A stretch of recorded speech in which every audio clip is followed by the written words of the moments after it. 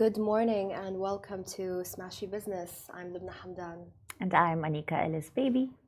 And I am operating at, I think, 50%. I've got the flu, but I'm here because I'm wow. dedicated to the show. She truly is. That is what dedication is. So sorry, guys, if you hear some sniffling along the way, please forgive me. So Leap Saudi is happening as we speak. Noor Sweid of Global Ventures said on stage yesterday that they made 7.4 times their initial investment from the startup Tabby. And then also announced yesterday, AWS said they will invest $5 billion into their infrastructure in the Kingdom of Saudi Arabia. And then last but not least, Mohamed Alabbar and Saif Bilhassa were among the Emirati elite invited to Mukesh Ambani's son's pre-wedding celebrations. The wedding hasn't even begun. Is the wedding today or tomorrow? It's in July. Oh, it's in July? Yeah. Oh, wow. Okay, sorry. I'm not interested enough to know much about this wedding, except how much it costs, because that's interesting, but we'll get to that later on. Stay tuned for our interview with Erica Doyle. She's the founder of Drink Dry, MENA's biggest and premium marketplace for non-alcoholic drinks, which are trending, apparently. So stay tuned for that. It's going to be rather interesting. Annika, what is your morning routine? Do you listen to music in the car or do you listen to podcasts? I actually don't listen to either. My morning is very silent. Okay, why is that? Do you meditate or? No, I'm just on a morning rush. Right. You know, you wake up at 8:30 and I have to get to work at 9. Right. You wake up at 8:30 and okay, get to 8, work at 9. 8. That was a little. Yeah, that was a little ambitious. Well, okay. Maybe I don't reach work at 9. Hey, I mean, guilty here as well, so no judgment on my part. But you know what? I've been doing this thing where I've been listening to the Dubai Eye station. So I actually love them. I love them. They're really great. I probably shouldn't be pushing another show on this show, but why not? I think there's enough space. Healthy competition. Exactly, absolutely. But what I love is not just the morning business breakfast show, because it is different to our show. They kind of just do the breaking news. We kind of have maybe a deeper dive and give our opinions on the matter, and we're just, I guess, more interesting than the business breakfast show. But no, jokes aside, I love listening to Dubai Eye in the afternoons after work as well, because they have a sports segment. Yesterday they were talking about what year was the best year for films. I think it was 1994 and then 1984, something like that. Interesting. But it's really interesting because I stopped being able to listen to music. I'm not going to babble on about this for too long. Bear with me. But I feel the more you listen to podcasts and shows and the more knowledge you take in and acquire, the more addicted to that you become. And then that's very true. Right? And then listening to music kind of becomes, I don't know, a little bit noise. Yeah, exactly. Like it's just noise. Don't get me wrong. I still love music. I love listening to music. Yeah. But it has its moments. I think the morning is more for cultivating your mind, setting your tone for the day. Absolutely. And so it makes sense. Whenever I do have time in the mornings, I actually listen to the radio. Right. But that's it. Right. So it makes a lot of sense that you wouldn't want to listen to music. Yeah. Although sometimes it depends. It depends on your vibe.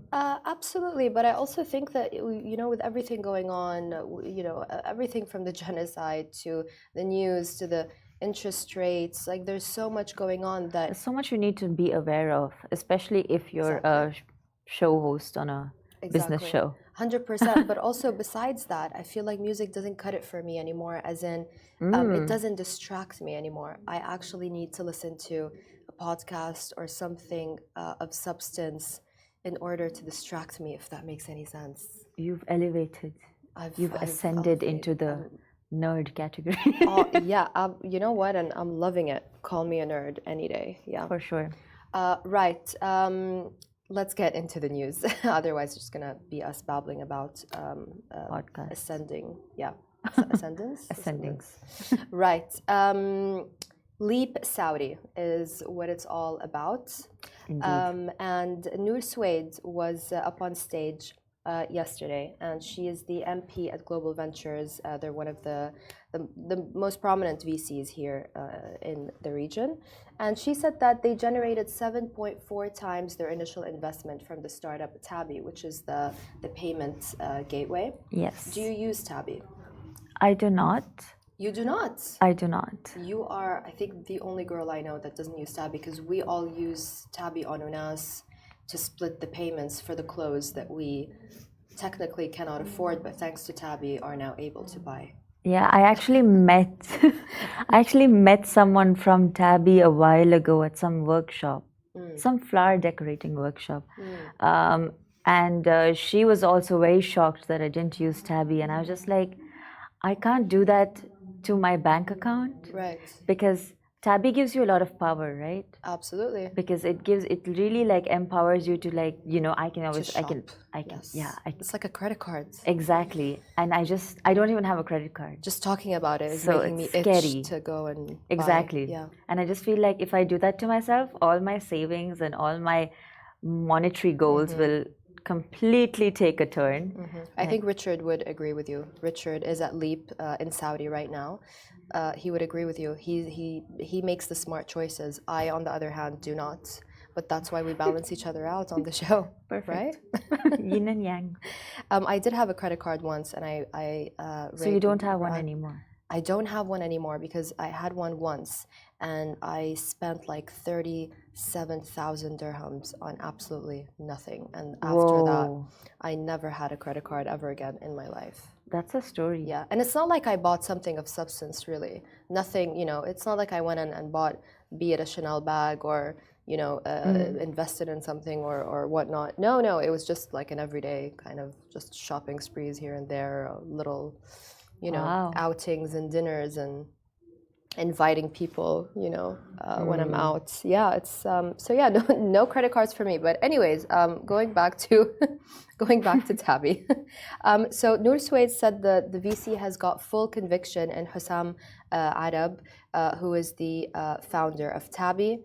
And she's expecting Tabby to become a multi-billion-dollar company. So Tabby was founded in Dubai, and they moved their headquarters to Saudi. They raised $58 million from Sequoia Capital, India, STV, and PayPal Ventures at a valuation of $660 million. That was in January last year. Funny thing about Noor Sweid, it's not actually funny, but it tells you, and I know people like to listen to this show because they want to know the behind closed doors conversations, not just the news, right? So I interviewed Noor Sweid a couple of years back for Arabian Business, and she actually stopped the interview from going out live. It was a cover interview. It was not paid for. I really wanted to interview her. It was a great one, but at the time I asked her to comment on Abraj, and she gave me a comment. And then she, and I said, you don't have to comment about it, but she gave me the comment anyway. Okay. That's the thing with people, right? They always say things and then they see their words in print or online, and then they're like, oh, I never said that. I'm like, actually you did, and it's all recorded. But anyway, so there was that whole fuss about that. Would you like to tell us what she said? What she said? I actually just can't. Like a hint, maybe. I actually can. Yeah, I do remember now. So Abraj, for anyone who doesn't know, was a big private equity company, and it collapsed a couple of years back. Right.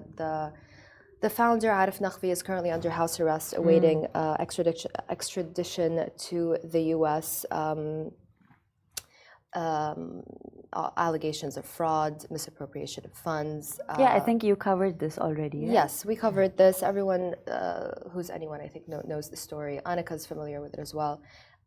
Anyway, she said it. I asked her at the time, has it affected funding for startups in the region? She said yes, it did, and that was the headline, because it created waves. It was handling at some point $1 billion in assets, so it's normal that it would create, it would have an effect on the market. So it was fine. She didn't like it. She kind of threw a fit about it. We kept the story up, but my editor at the time, because Noor Sweid was messaging me, telling me I'm not doing a good job as a journalist. Oh my God. And basically we pulled the cover story just because we didn't want to give her the free publicity. Right. So anyway, It's fine. It's in the past. But she said something interesting while we were having the photo shoot for her for the cover. Right. She came and she was wearing a dress, and it was a very professional kind of black pencil dress. And she said, "Oh, should I not be in a dress?" I said, "Why?" She said, "Because then something along the lines of, you know how it is, the big boys club. I probably should have worn a pantsuit."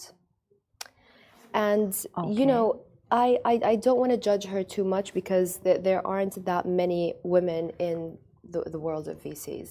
For sure. But imagine how paranoid you have to be to to rethink wearing a dress at a photo shoot versus Yeah. a pantsuit because the big boys club are going to see you as too feminine.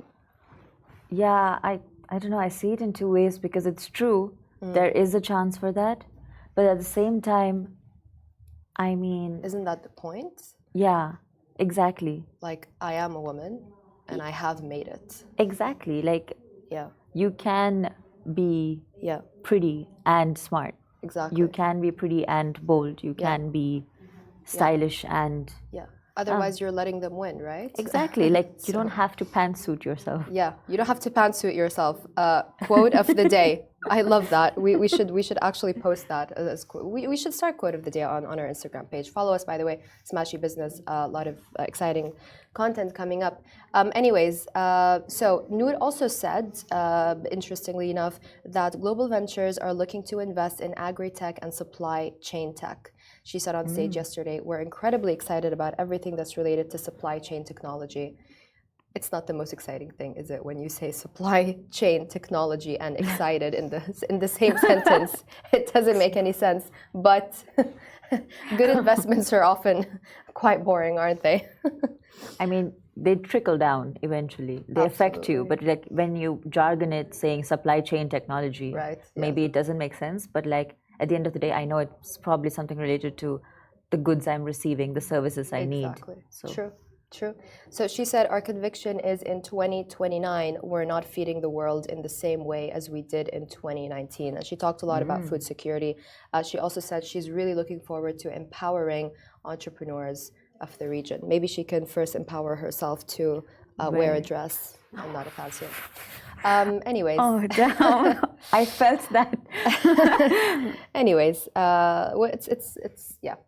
Moving on. So Adam Selipsky, CEO of AWS, I hope I pronounced his last name correctly, the world's leading cloud provider, also said yesterday that the company will invest $5 billion into its infrastructure in the Kingdom of Saudi Arabia. I mean, it's a pretty, it's great that they're investing in the region. Yeah, it's the new place. Absolutely. Because like Fadi Ghandour said a couple of weeks ago, he said, it's not enough anymore just to take our money from the region, right? Right. The region invests in everything from hotels to Harrods to football teams to now newspapers, hopefully soon in the West. But it's not Right. enough for them to just take our money anymore. They need to invest our money in For our sure. region. But I did notice something. I noticed that Adam's demeanor on stage was very much kind of, I wouldn't say timid, but he seemed really grateful to be in the kingdom. Why do you think that is? I think because they need the money now.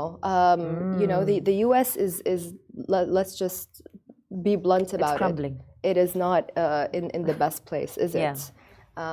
And everyone is looking to Saudi, to the UAE, to Qatar Right. now, right? They need something from us. They see how well we're doing, and they're putting their heads down and asking for money, aren't they? All the crypto guys are coming here as well. Yeah. And I have to say, I'm really quite enjoying that. I really am. I feel like some interesting stories are coming our way in the next few Yeah. seasons. Yeah, definitely. Stay tuned for more. Okay, you're going to take over the next story, Annika. I'm going to say the title and then you're going to tell me a little bit more about it. It's the wedding of the year, apparently. Mohamed Alabbar and Saif Bilhassa were among the Emirati elite, let's say, invited to Mukesh Ambani's son's wedding. Ambani is obviously Asia's richest man. and the 3-day celebrations. This is the pre-wedding. The wedding is in July, as you mentioned. Yep. This is a 3-day pre-wedding celebration, which cost him $152 million, and it welcomed around 1,200 guests from across the globe, including Mark Zuckerberg, Bill Gates, Rihanna performed, and many others. Yep. So, actually, this $152 million wedding, pre-wedding, might not even be that much, considering that. So there's a video of Mark Zuckerberg and Priscilla, his wife, being extremely amused, looking at Anant Ambani is the bride-to-be, the groom-to-be. The groom-to-be. And they're looking at his wrist. Why? Because he's wearing a $1 million watch. Wow. So, for someone who's which I'm sure he worked very hard for, yeah. So for someone whose accessories itself cost like $1 million, yeah, this is a very low-scale budget. Right. And you have to keep in mind, like, these people literally own the Indian market. Right. The Indian market. Good point. It's currently divided. Everything you know of is controlled by either the Ambanis or the Adanis. Yes, yes. There are like 3 to 4 big oligarchs in the Indian market right now, and although we have like a diverse set of products, it's all controlled. At the end of the day, it goes back to one of these groups. Right. They probably skimmed on the wedding then, $152 million. Probably. Just wait for the wedding. It's going to be bigger, and like, I'm just thinking, so like they had Mark Zuckerberg. I wonder what the goodie bags are. They had Mark I would go Zuckerberg. just for the goodie bag. They had Bill Gates. I'm just thinking, where's Jeff Bezos? Where's Elon Musk? Right. There was Adani. There was even the UAE Minister of Tolerance. Your standards are really high, Anika.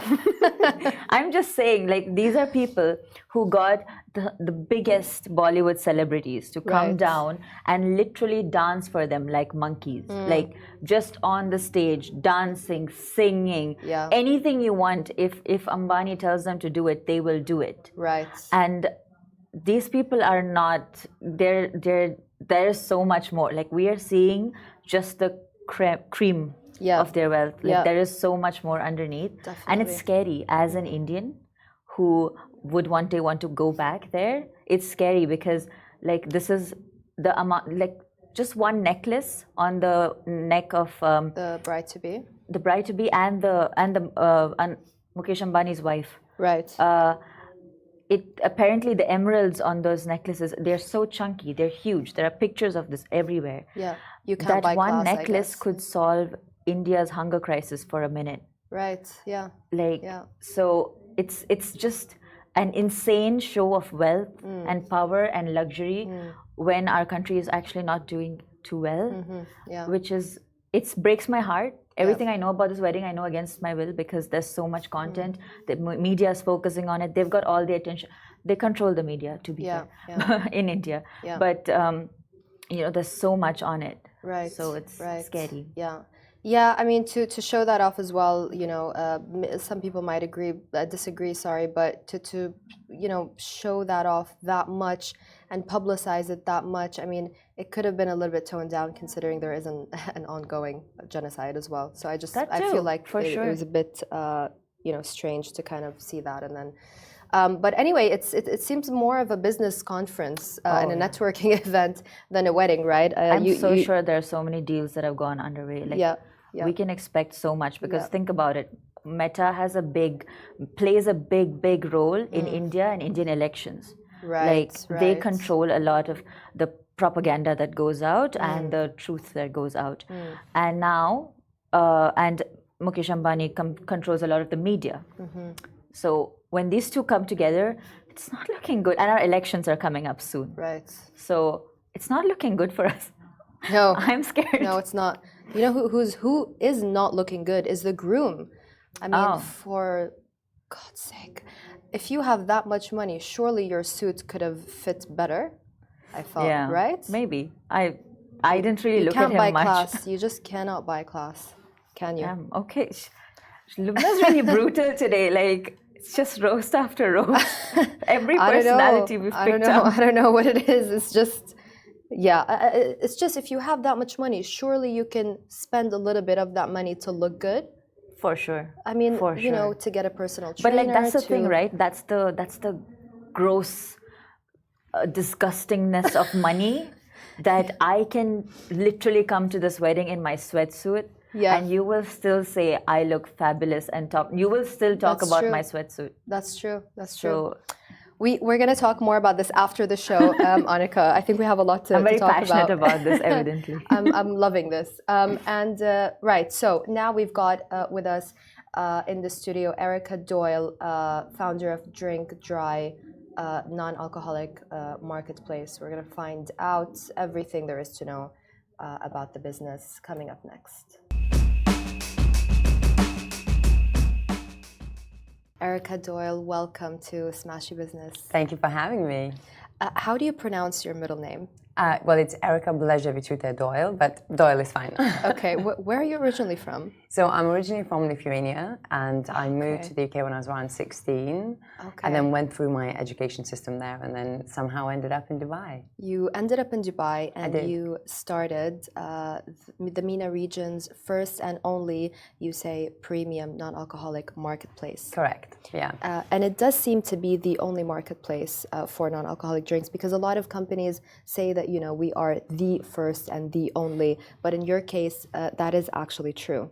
It is, and when we started in 2020, we genuinely were the first and only, and I think it's still amazing that 4 years in, we managed to maintain that title. So yeah, we're still the first and only. And you launched during the pandemic. Yeah, I mean, look, I incorporated the business in February 2020, and it took us probably 6 to 9 months to get everything in place, get everything in order. Supply chain was incredibly difficult at that moment in time. A lot of challenges with shipping. So we officially launched our e-commerce in December 2020. I mean, that's incredible, because a lot of people would have just ditched that idea, right? During the pandemic, because that was before the pandemic hit. Correct. So it was 25th of February 2020. I went to DD. I paid the money, and it was tens of thousands of dirhams to start the company. Yeah. So big investment from my side, you know, as a standalone. Bootstrapping, right? Correct, absolutely, at that point.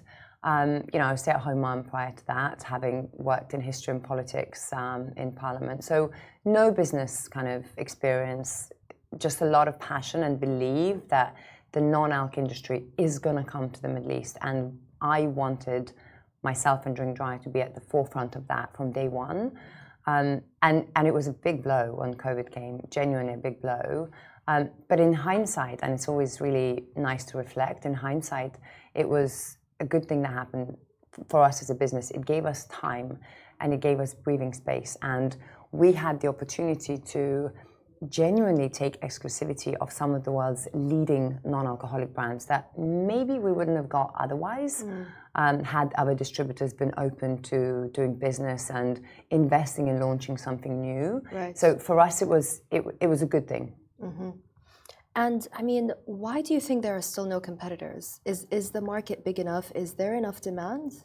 The demand is huge. The demand is growing. Give you an example, our revenue to date, 2023 to 2024, for the first 2 months, is 5x. That doesn't happen in a lot of different categories, industries for a startup business, right? Wow. I think one of the main reasons that we still are the one and only doing what we're doing is when you look at the non-alcoholic, the NOLO, the sophisticated non-alc drinks category globally, a lot of the products in the West, America, UK, Europe are up to 0.5% ABV, right? So technically it's alcohol-free, but here in the Middle East, it's considered as alcoholic beverage. Right. So we only are allowed to import the products that are a genuine 0.0000%. I've seen that on the website. It does say Exactly. 0.0%. 100%. So there's no deviation in that. And there's very limited number of phenomenal brands with good liquids inside that fit that bill. And you know, we were the first ones who were doing it 4 years ago. So we kind of got the first mover's advantage in getting all the brands that we wanted exclusively with us. And you fast forward 3.5 years, 4 years, we are the best at what we're doing. So we are now in a really fortunate position where the global brands are coming to us and wanting to work with us. What brands are coming to you wanting to work with you? So we have a lot of good global brands that have equivalent in the alcoholic kind of equivalent. So we have recently launched Corona Zero. We have recently launched Peroni Nastra Zero. In February, we launched Tanqueray 0.0. These are legacy brands that have been being built for decades and decades, and people know and recognize. And if a Ferrari released an electric car, it's got to be good, right? Yeah. And so good point. It's the same thing. If a well-known brand in what they do release an alternative to what they do, it's going to be good in quality, and it gives the consumer the trust. I think one of the things that we have managed to do very successfully as Drink Dry is to build consumers' trust in Drink Dry. So anything that we launch on Drink Dry store, the consumers believe that it's going to be good. So they give us the benefit of doubt to try it. Right. Now you double that with a global brand having their name on the product, Absolutely. and it's just a win-win formula for us. I mean, it's crazy to think that, in a primarily Muslim region, that we did not have this before. Yes and no. I think there is a common misconception that just because it is a Muslim country where alcohol isn't so widely available, everybody will be dying out and crying out to try these products. I think that's naive to think, and I think that's what a lot of brands from the West and players in the non-alc space think around the region. Where we have found success as Drink Dry is absolutely offering alternatives to those people who are looking for alternatives to something they know and enjoy. But also there is, it's something that it isn't talked widely, but everybody knows is there is an obesity problem in this region. Right, yes. And there is a huge demand on upgrading the quality, the taste, the flavor of traditional mocktails by decreasing the sugar intake. And it's almost like Mission Impossible. How do I get better flavor and better tasting drinks, but reduce the sugar content? Well, we are able to do that with our non-alcoholic drinks and our non-alcoholic spirits. So we tap into the alternatives to alcoholic drinks, but we also tap into a traditional mocktail space where we literally come in with our products and say, look, you don't need 16 spoonfuls of sugar in that mojito. Let's scrap that and let's replace it with a really good non-alc spirit-based ingredient that will give you all the taste and the flavor that you're looking for. That's great, because that is the issue that I usually have with mocktails. Exactly. If I want to go out and just have something to drink that's not alcoholic, it's like, what else do I drink besides water, or a Diet Coke, which I'm not drinking now because we're boycotting for Palestine, obviously. Exactly. What is there to drink except a mojito with, as you said, like 16 spoons of sugar? Exactly. And if you're going out, and I think something that they're trying to bring into the hospitality industry, they try to do it in KSA and they're trying to do it here through the municipality, is that every food item, whether it's drink or food, has a calorie intake next to it. So if you're looking at a big main course, a burger, it's got 600 calories, and you look at a non-alc mojito and it's got 580 calories, that is scary, right? That is insane. Genuinely very scary. So we've had great success with PF Chang's here in the region, where we have rolled out a Drink Dry ingredient-based new menus with them back in November. Wow. So if you go to any of the outlets in the region, you will find much better tasting mocktails. However, the calorie intake and the sugar intake is less than a quarter of what they used to be. I was just going to ask you, you beat me to that, because I was going to say, do you just work, is it a marketplace purely for customers? Is it B2B? Who do you work with? So initially, at the moment in 2024, Drink Dry is genuinely very multifaceted as a business. And I think a lot of people have heard about Drink Dry and they know we do something to do with non-alc, but they don't know exactly what we do. And I love that. And I think that's okay. We've done a great job in getting the name of Drink Dry out there that people know. When I started the business in 2020, the idea was that we are going to be a marketplace, a e-commerce player, that we are going to be that gap in the bridge between demand and supply for the end consumer. And that was kind of always the go-to-market strategy. So we started our life as an e-com player in 2021. And very quickly, we started seeing the demand from HoReCa, which is hotels, restaurants, and catering, for introducing our products into their menus, followed by traditional brick and mortar retailers approaching us and saying, hey guys, like you've got these products that are not available anywhere else in any other retail supermarket. Can we work with you? So we went from being an e-com player to supplying hotels, restaurants, hospitality with our drinks, as well as having our presence and our products available in traditional retail stores. So we're just very excited about our upcoming launch with Spinneys and Waitrose. So we've got a lot of our products going there. So there's a lot of different excited, and I think that's where Drink Dry as a player in this market is becoming stronger and stronger, because for the brand owners, we are able to offer that whole kind of 360, and for the consumer, we are where they are. If you are an online shopper, we're there. Yeah. If you're going out with your friends. Same day delivery as well. Absolutely, yeah. I mean, you have to in Dubai. Yeah. We are all so spoiled, right? If you order anything in Dubai and it doesn't arrive same day, you probably wouldn't even order. Exactly. Let's be honest. Exactly. Which is insane as well, but we're not going to complain about that because we love it. So we try to be everywhere where our consumers are. So if you as a consumer are going out on a Friday night and you think, you know, I'm going for a long run on Saturday morning, I'm going to have a non-alc drink, we want to be in that venue wherever you go. So tell me about the percentage of the revenue streams now.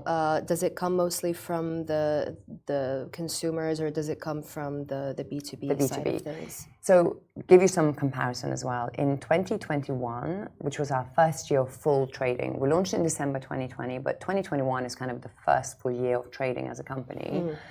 About 80% of our total revenue was coming from our e-commerce alone. Right. We were dabbling a little bit in HoReCa, and we had a few kind of retail clients. Fast forward to 2024, and our budget is around 20% only from e-commerce, 50% from HoReCa, so anything with on-premise consumption, and around 30% from traditional retail. Now, that's not to say that our e-commerce hasn't grown. Our sales in January and February are 115 and 98% up from last year. So our e-commerce in itself is growing at a really exciting, unprecedented space. But it's the on-premise consumption. It's the people's awareness of the category that has grown significantly. And people are really happy to be going out and swapping the things that they know are bad for them, doesn't complement food, and they want to try something a bit more exciting. What is the price point of the non-alcoholic drinks versus the alcoholic ones? So we try to, if you look at it, varies from venue to venue, right? So we try to keep the drinks around 10 to 15% lower than their alcoholic equivalent, but also a good 30% higher than a soft drink. So if you would be paying, let's say, 15 dirhams for a juice or a Coke, you would look at about 25 dirhams to 30 dirhams for a soft drink, and probably 35 to 40 for an alcoholic mocktail. Why are people, and I'm just going to share a stat, Stanford University this year surveyed nearly 2,000 adults and found that 30% of them use non-alcoholic beverages or use non-alcoholic beverages. No? Yes, it is, this past year. Any stats like that for the UAE? Are you interested in surveying, doing any surveys like that? If you look at a drinks industry globally, there's so much data available. You have Nielsen data available in the UK, you have IWSR, drinks data that gets released every year. There's nothing done to date on non-alcoholic drinks in the Middle East, so we don't have the luxury of, as a company, kind of basing our marketing strategies on data. However, as a marketplace, Drink Dry Store has now been going for 3 years, and we are into our 4th year. So we do use the data that we get through Google Analytics on Drink Dry Store as a bit of a go-to for us. So we look at our metrics, and we see from Google Analytics is 98% of our consumers shop on mobile. So these are people who are looking for convenience, right? Yeah. We as a company might be managing our website on desktops, but we always are aware that 98% of our consumers shop through mobiles. Yeah. The split between male and female is always a beautiful 49-51 kind of percent. So we are equally appealing as a business to males as we are to females. And if you look at the age group the biggest spenders and the most active group on Drink Dry Store is 35 to 45-year-olds. So millennials. These are the people with good spending power, good jobs, young professionals, possibly young parents as well that are kind of looking for better alternative drinks. The second biggest one is 45 to 55. And then the third one is the 25 to 35. Now, even though they're currently still a small one for us, so that's your Generation Z, they're the fastest growing as well. Wow. I mean, that's really interesting. But tell me, what do the drinks taste like? Because I haven't actually tried them yet, but I will. Do they taste like alcohol? Look, I'm not a beer drinker myself, right? But we have probably 4 of the mainstream beer brands, so Corona Zero, Stella Artois, Peroni Nastro Azzurro, in our portfolio. And if you do like a particular beer brand in the alcoholic space, you definitely know, if you try Corona Zero, there is an alternative to Corona, because the taste profile is exactly the same, minus alcohol. Very much the same with our sparkling wines. It has that same finesse and bubbles and taste profile and notes and the feeling on the palate that champagne would have. Some of the products are a bit more niche and they come with kind of different taste profiles. So, for example, one of our best-selling spirits, Crossy Dandy, it's kind of an alternative to a dark spirit, but it has very meaty, smoky flavor that mixes really well for kind of short cocktails, you know? Right. So they're just a lot more sophisticated and more enjoyable for an adult palate. Yeah. Okay. I mean, I love that. I guess people drink not just for the buzz. 100%. A lot of people do drink for the buzz, but it's the atmosphere, right? And a lot of my friends do tell me, you know, we don't want to go out to bars because we don't want to drink. And then I say, well, you don't have to drink. They say, no, it's the atmosphere that, you know, makes you want to drink, because what else are you going to drink? And a lot of them do work out and as you said, don't want to go for the sugary drinks. Are you working with any specific bars or restaurants? And what is the growth strategy? How many countries are you in right now? So I think to answer a couple of questions in there. So one is, I completely agree with what your friends say. If you are going out with a group of people and you're nursing an orange juice all night, you do look a bit like a social pariah. You look weird and people are asking you. Yeah. So instead of having conversation with you about anything other than, you are the center for conversation. Why are you not drinking? Why are you drinking orange juice? Exactly. And it feels weird and people don't want to put themselves in that space. But if you can have really good non-alc drinks, nobody's questioning anything. Like you're holding a bottle of Corona Zero and nobody knows anything what you're drinking or not drinking. So I think there's a lot of truth in that. We do work with a lot of hotels and restaurants. We have a really exciting contract with Rotana Hotels. So that's 19 hotels here in the UAE, 6 in Saudi. I think it translates to about 45 outlets in terms of like restaurants and bars in the UAE. Nice. We've got a few other ones coming up. As I mentioned, PF Chang's is one of our beautiful non-licensed accounts where about 80% of the drinks menu of PF Chang's is based on the Drink Dry products. And they're tracking ahead of their own forecast because people are receiving these drinks really well, right? Sorry, go ahead. No, so I think from the strategy perspective, it's where we have invested as a business. Instead of investing in warehouses and trucks and kind of like bulking up our distribution, we're still continuing to work on a 3PL basis with a lot of distributors here. And where we are investing is people and service and skill. So if you are an F&B operator or a venue and you come to us and say, hey guys, really want to look into this non-alc, but I have no idea where to start, we'll say, no problem. Our mixologist will come to you, you'll do a full tasting, you give us a brief what you want, we create the menu for you, we create the recipes for you, we train your staff, we design the menus for you, we print the menus, we deliver the menus to your venue, we do follow-up trainings.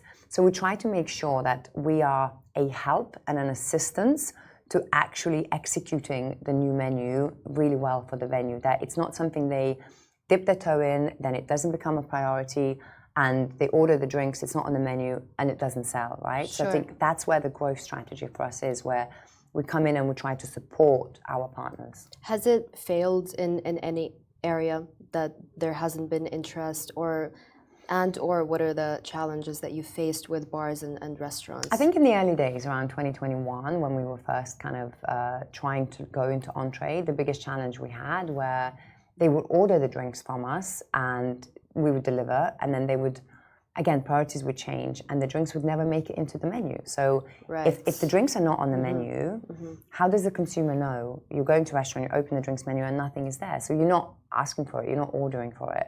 So I think we definitely had a couple of accounts that did that thing and they didn't add it to the menu, so it didn't sell. And then the feedback was, well, these products don't sell. Well, how can they if they're not on the menu? If your staff don't even know it's there. Distribution is a massive issue, isn't it? Here you go. Here you go. You said it. What about the carts? I saw that you do these carts and you put them at events or at venues. Has that been a success? Huge, huge, huge success. I think it's, you know, we're always looking for something different, right? We are so spoiled in Dubai with everything. We go to amazing events. We see so much on social media. Every single bar, restaurant, hotel is so exciting. So for us, bringing in our drink dry trolley was something a bit more exciting. So we do use them a lot for our own events that we host, but we also hire them out, you know, and sometimes at no cost for people having at their own events and parties with our own bartenders. And it's really exciting that people, if they're hosting an event at their house, they're able to have the same experience of a cocktail and flaring and a bartender and the back bar and all these products are there. So that for us has been a huge success, really. And do you not drink alcohol yourself? I do not. At all? No, no. When did you make that decision, or were you always a No. non-drinker? I mean, I was never a huge drinker, you know, but for me, the decision was made almost for me back in 2015 because my husband and I were trying to start a family. And one of the things we did is just change our lifestyle as a whole, you know, sleeping more, exercising more, eating better, cutting back on alcohol and completely eliminating it in the end. And that's where the whole non-alc drinks category, so we're talking good 8-9 years ago, that's where the non-alc category was starting to grow in the UK. So if you looked hard, you would be able to find some random product somewhere that somebody was cooking up in their kitchen that you could order a bottle and try at home. So I was that original guinea pig of the category back in the UK. And you know, and now I have 3 beautiful kids, really close one after another. And I just never went back to it because genuinely I find the alternatives to it are so amazing these days, and the benefits outweigh the enjoyment of getting the buzz of alcohol. Right. 100%. Right. That's really interesting. Gosh, I mean, we could talk about this all day. One last question before we go, because we are running out of time, but it's a fascinating conversation. Are you looking for investment? Probably not at the moment. We never say no. You know, I had a really good ride when it comes to investment, and I've seen WAMDA's recent report where in 2023, 0.47, so less than 0.5% of all the funds raised were invested in female founders. And it literally hurts. It genuinely hurts. Yeah. Because I felt so privileged in terms of our story. We had an angel investor from probably month 3 that came in and comes from the drinks industry, so believed in what we were trying to do. And the angel backed us to probably around 2.5 million dirhams in the first 18 months. We then were approached by a private family office based here in Dubai who have interest in hospitality, food tech, automotives, you name it, you know. So there's a lot of synergies there for us, and we were approached by them. And after 6 months of negotiation, we came to a valuation of the business that was only a year old that satisfied us, that it was a decent and fair valuation, but it satisfied them that it's a good investment, you know, that they're getting good value for their money. So I sold minority shareholding to a private family office, and they came on board in July 2022, and they've been backing us ever since. You know, is it UAE based or UAE based, and they've been backing us ever since. I think, in all fairness, the business is growing at a much faster rate in the last probably 9 to 12 months than we have anticipated, which is a good problem to have. We're a team of 15 people now, so we've got the manpower to do it. I think we will go out to the market for funding sooner than we think. We initially kind of, based on the projections we had, we thought we won't go to market until 2025, the end of 2025. But I do see us going to market probably at the end of this year. I'm not entirely sure what route we're going to take, whether it's VC, another, you know, a strategic partner, another private family office. But it's a good problem to have. And I cannot stress enough how privileged I feel in my journey and my experience with funding, because I know that's not the case for a lot of female founders here in the region. Yeah, but I mean, should you even feel privileged, right? Because you have earned it. I have, but So, when you know, I also meet a lot of phenomenal female founders who are doing amazing work in clean beauty, in health tech, in femtech, that they deserve all the funding they should get, but they're just not getting that. yeah. But I think that's a completely different topic. No, absolutely. And I would love to, we are running out of time. I would love to talk about it. But I mean, what's crazy is that we have to feel privileged when anyone takes a chance on us, whereas, you know, the men don't have to work as hard to prove themselves. So that's insane. Erica Doyle, thank you so much for being with us. What a fascinating story, and really, really happy to see a female founder succeed. Thank you. Thank you for having me. Thank you, guys. Watch us, stream us on smashy.tv or listen to us wherever you get your podcasts.